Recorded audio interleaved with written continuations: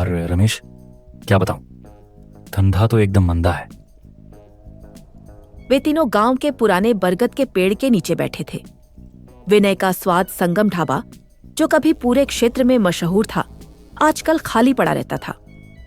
रमेश ने सहानुभूति दिखाते हुए कहा, विनय, ये तो व्यापार है, उतार चढ़ाव आते रहते हैं। कुछ नया कर, मेन्यू बदल दे। दम किस में है और किस में नहीं, ये पिताजी को कौन समझाए। आज सुबह से दुकान पर मक्खियां मार रहा हूं। नया क्या करूं, वही सदियों पुराना नुस्खा है, पर अब उस खाने में वो जादू नहीं रहा जिसकी कहानी हम बचपन से सुनते आए हैं। खैर, अब चलता हूं, पिताजी का पारा 7वें आसमान पर होगा। विनय ने सिर हिलाया। विनय लड़खड़ाते कदमों से अपने घर और ढाबे की ओर चला। ढाबे के दरवाजे पर ही उसके पिताजी दीनानाथ गुस्से में हाथ बांधे खड़े थे।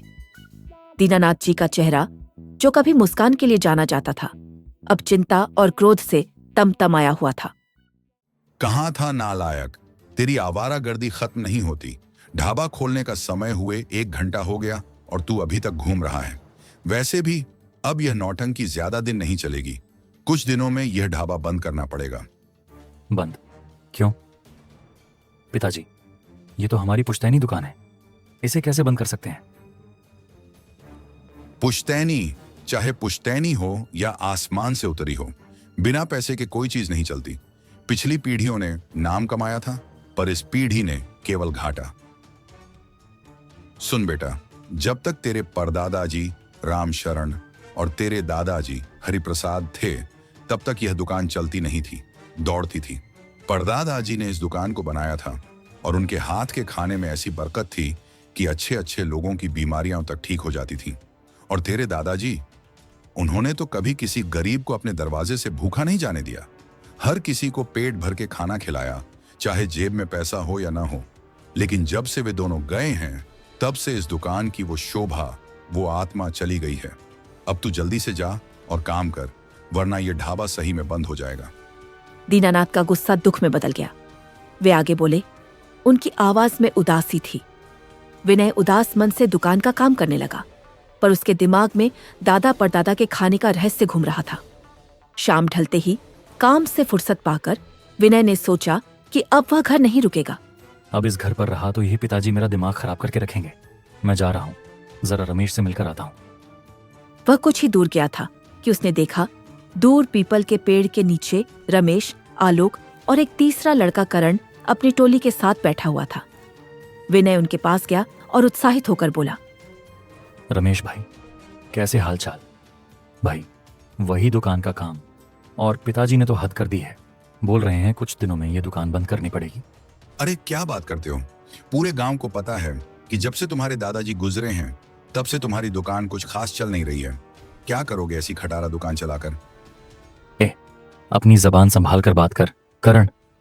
मेरी दुकान को खटारा कहने की तेरी हिम्मत कैसे हुई? इस बात पर विनय को बहुत तेज गुस्सा आया। उसके पुश्तैनी काम को खटारा कहा गया था। हाथ मत उठाना, तुझे तो मैं। रमेश और आलोक ने बीच बचाव किया और दोनों को बड़ी मुश्किल से शांत किया।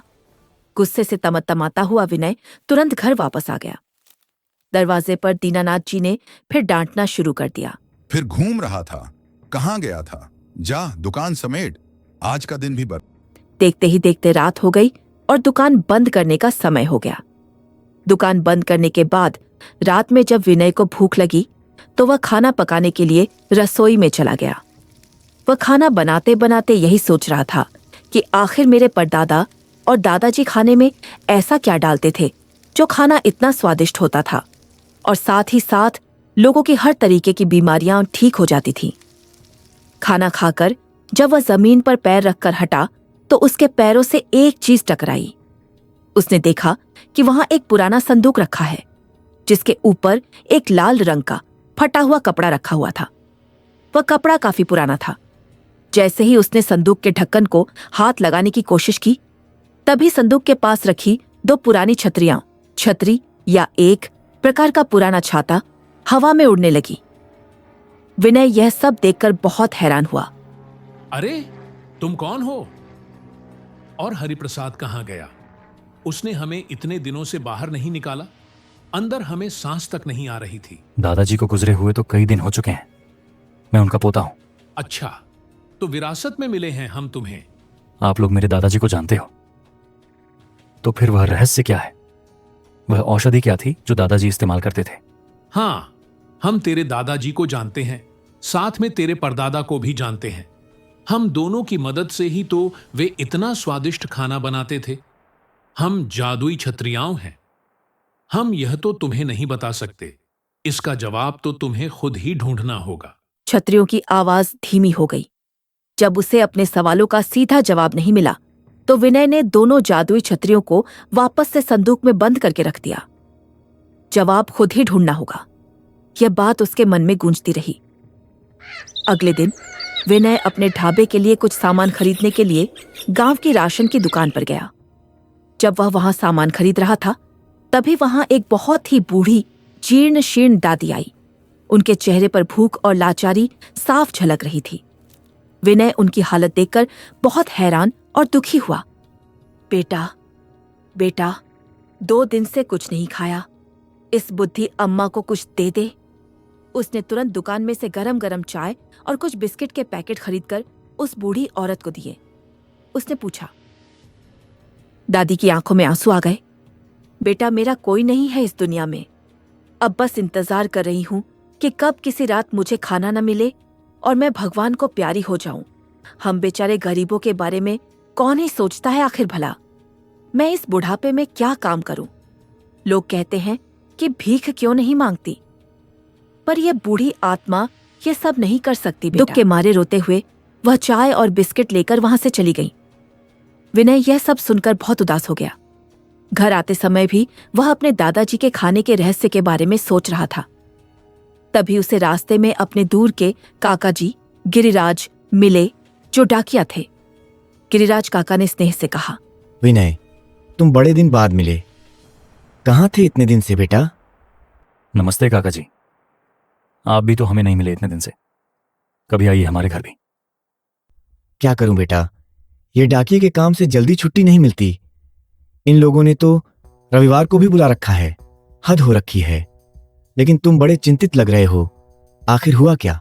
काका जी, मैं अपनी दुकान और दादाजी के खाने के बारे में ही सोच रहा था। पता नहीं हमारे परदादाजी और दादाजी आखिर खाने में ऐसा क्या डालते थे। खाने में क्या डालते थे ये तो मुझे नहीं पता, लेकिन तुम्हारे दादाजी हरिप्रसाद तो बहुत ही महान इंसान थे। वह खाने में प्रेम डालते थे। उन्होंने कभी भी अपने दरवाजे से किसी भूखे को वापस नहीं जाने दिया। वह सबका दर्द समझते थे। गिरिराज काका हंसे। विनय यह सब सुनकर थोड़ा हैरान हुआ। ठीक है काका जी, थोड़ी देर हो रही है, मुझे दुकान पर भी जाना है। उसने काका को धन्यवाद दिया और मन में एक नया विचार लेकर दुकान की ओर चल दिया। पूरा दिन दुकान का काम करते हुए भी वह यही सब सोच रहा था।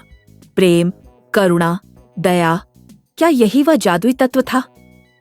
रात में उसने दृढ़ निश्चय किया कि अब उसे अपने दादाजी का रहस्य खोजना ही होगा। वह तुरंत अपने दादाजी के बंद कमरे में गया और उनकी पुरानी जीर्ण शीर्ण किताब निकाली। उसने हर पन्ना पलटा और देखा कि आखिरी पन्ने पर एक पहेली लिखी है। उसने आंखें गड़ाकर पहेली पढ़ी।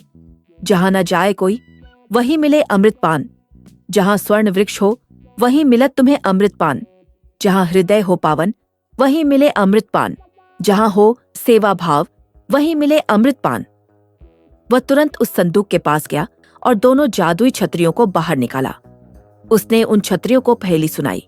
छत्रियों ने कहा, यह पहेली तो हमें भी पूरी नहीं पता, लेकिन इतना जरूर पता है कि यह कोई ऐसी जगह है जो बहुत ज्यादा ऊंचाई पर हो।